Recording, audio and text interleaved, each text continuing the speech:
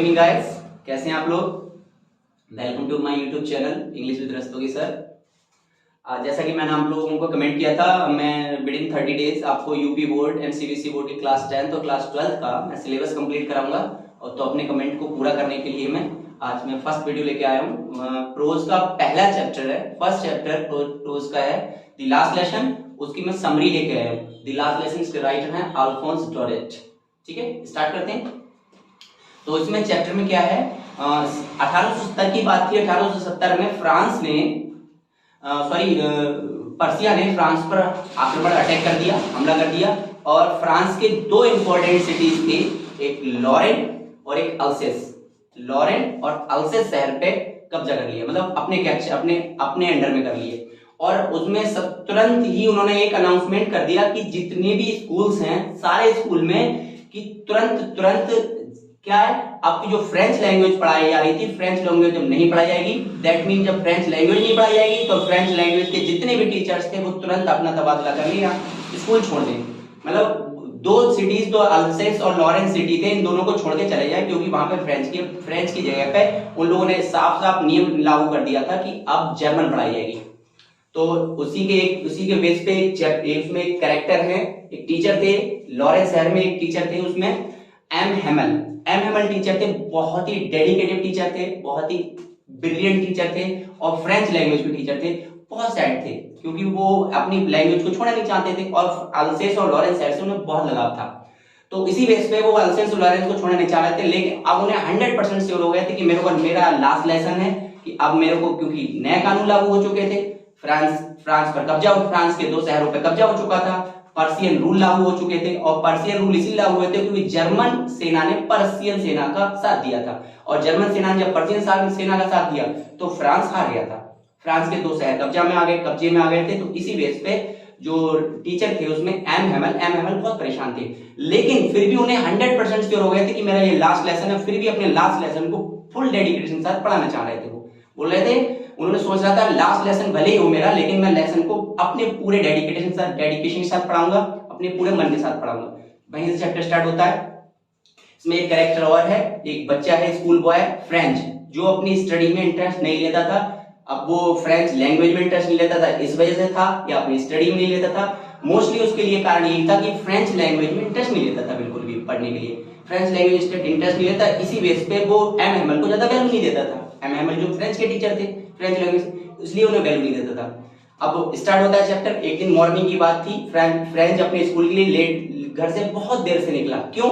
इसलिए निकला था कि एक दिन पहले एम हेमल ने बोल चुके थे कि नेक्स्ट मॉर्निंग में कि वो पार्टिसिपल्स के रूल बच्चों से सुनेंगे, यानी पार्टिसिपल्स पे क्वेश्चन करेंगे। वो टॉपिक बता चुके थे एक दिन पहले।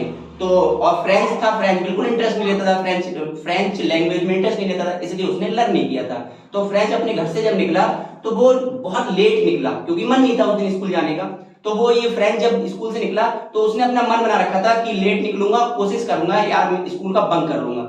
क्योंकि जब मोस्टली हम लोग करते हैं कि जिस दिन मन नहीं होता उस दिन घर से स्कूल लेट निकलेंगे। भाई मैं भी निकलता था कभी कभी, जब मन होता था कभी इधर मटरगस्ती करी, उधर मटरगस्ती की, क्रिकेट खेलने चले गए कहीं भी। तो फ्रेंच के भी दिमाग में क्या था, फ्रेंच का था कि सोच रहा था कहीं मैं पर्शियन आर्मी की जो ड्रिल होती थी उसको देखने लगूंगा या पूरे दिन गोल मार लूंगा, इसको ले जाऊंगा।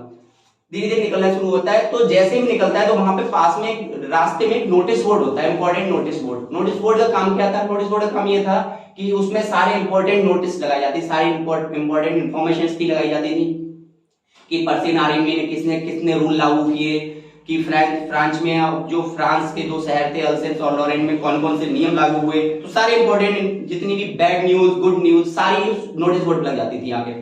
तो फ्रेंच वहां पे नोटिस बोर्ड पे रुकना नहीं चाहता था, उसका मन नहीं था, तो बहुत तेजी से साइकिल निकाल लेता है वहां से। तब पीछे से जैसे ही फ्रेंच वहां से साइकिल निकालता है, पीछे से एक आवाज आती है, एक ब्लैक स्मिथ यानी लोहार आवाज देता है उसे कि बेटा, फ्रेंच को आवाज देता है कि बेटा कहां जा रहे हो, कुछ उस फ्रेंच को बुलाना चाहता है, लेकिन फ्रेंच उसकी बात को नजरअंदाज करके निकल जाता है आगे।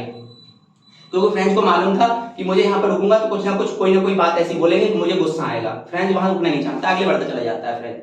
अब जब फ्रेंच स्कूल के पास पहुंचता है, हालांकि फ्रेंच के दिमाग में स्कूल जाने का बिल्कुल नहीं है, फिर भी स्कूल के पास देता है, तो बेमन से स्कूल के पास पहुंच ही जाता है। और स्कूल के पास पहुंचता है तो देखता है पूरा माहौल शांत था। स्कूल में बिल्कुल जैसे एज यूजुअल स्कूल का माहौल होता है, बच्चे शोर करते हैं, टीचर पढ़ाने की आवाज आती है, बहुत कुछ आता है, लेकिन बिल्कुल डिफरेंट माहौल था। ना शोर हो रहा था, ना बच्चे शोर कर रहे थे, ना टीचर बेंच पे पटकने की आवाज, बेंच को मतलब बेंच को थपथपाने की आवाज आ रही थी, कुछ भी नहीं हो रहा था। तो फ्रेंड्स बहुत सरप्राइज था, ऐसा आज माहौल है क्या, आज क्या है कि स्कूल का माहौल बिल्कुल डिफरेंट है। पीछे ना सोल्जर्स के ड्रिल करने की आवाज आ रही थी, ऐसा क्या था। फ्रेंड बेमन से स्कूल में डरते हुए एंट्री मारता है, जैसे स्कूल में एंट्री मारता है स्कूल का माहौल बिल्कुल शांत, दौड़ा बढ़ के क्लास में एंट्री मारता है, क्लास में जैसे ही फ्रेंड्स एंट्री मारता है सब क्लास का माहौल शांत। और डिफरेंट बात ये थी, सबसे अमेजिंग बात थी, एम हेमल पहले से प्रेजेंट थे क्लास में, फिर भी क्लास शांत थी। और सबसे अमेजिंग बात ये थी, क्लास के पीछे वाली सीट थी, जो क्लास की पीछे वाली सीट थी, बैक बेंच बोलते हैं, बैक बेंच हमेशा खाली रहती थी, लेकिन उस दिन बैक बेंच पे गांव के किसान, गांव के बुजुर्ग लोग, गांव के एजेड लोग, गांव के लोग बैठे हुए थे, और जो काफी बुजुर्ग। फ्रेंड उन लोगों को देख के बहुत ही ज्यादा सरप्राइज हो जाता है, क्या प्रॉब्लम, मतलब एक तरह में फ्रेंड उस चीज को देख के बर्दाश्त नहीं कर पाता है कि आज गांव के लोग क्यों बैठे, फिर भी फ्रेंड चुपचाप आके बैठ जाता है।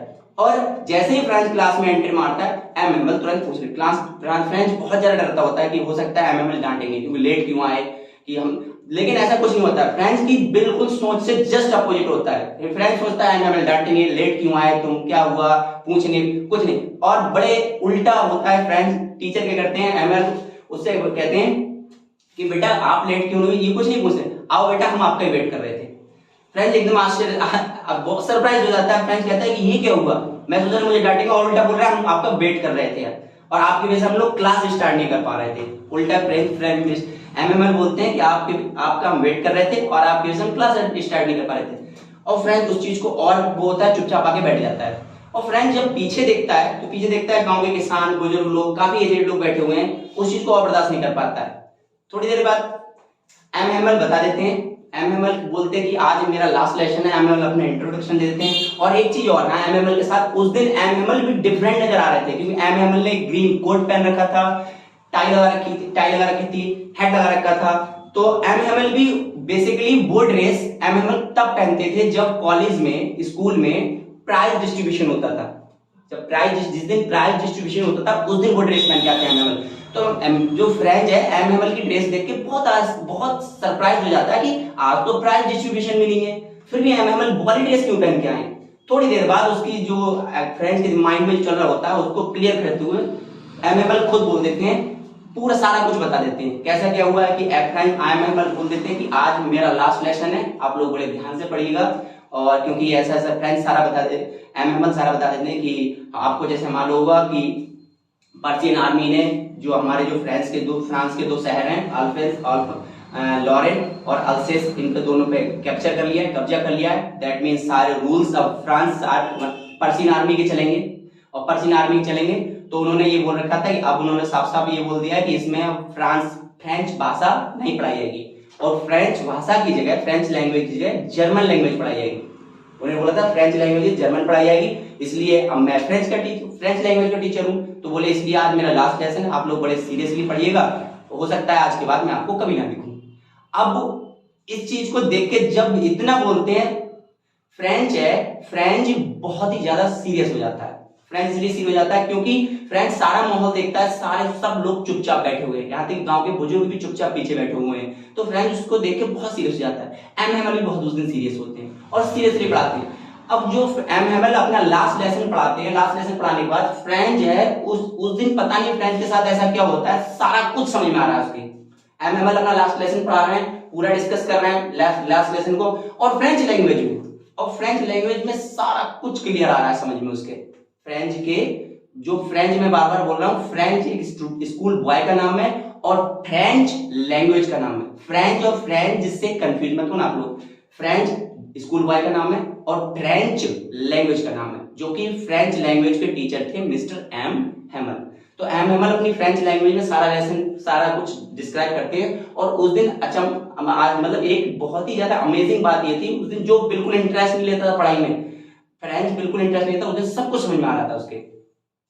अब वो पता नहीं क्या सोचता है, अब वो मन में सोच रहा है आज मेरे सब कुछ समझ में आ रहा है तो आ क्यों रहा है। तो हो सकता है खुद अपने दिमाग में, माइंड में अपने को डिस्कस करता रहता है, हो सकता है मैंने आज तक इंटरेस्ट नहीं लिया, हो सकता है कि मैंने कभी इंटरेस्ट नहीं लिया, एमएमएल में मैंने इंटरेस्ट नहीं लिया, आज एमएमएल में इंटरेस्ट ले रहा हूँ, इस वजह से हो रहा है। या हो सकता है एमएमएल ने कभी इतनी बढ़िया से समझाया नहीं था, इतने अच्छे तरीके से नहीं समझाया था। तो कह रहा है दोनों हो सकता है। तो यही सोचता है एमएमएल सारा कुछ डिस्क्राइब करने के बाद एमएमएल बता देते हैं कि आज के बाद यहाँ से आपका मैं जा रहा हूँ, लास्ट लेसन है मेरा, और मैं अच्छे से आप पढ़िएगा, और उसके बाद आपके पास इस जगह फ्रेंच लैंग्वेज की जगह जर्मन लैंग्वेज पढ़ाई जाएगी।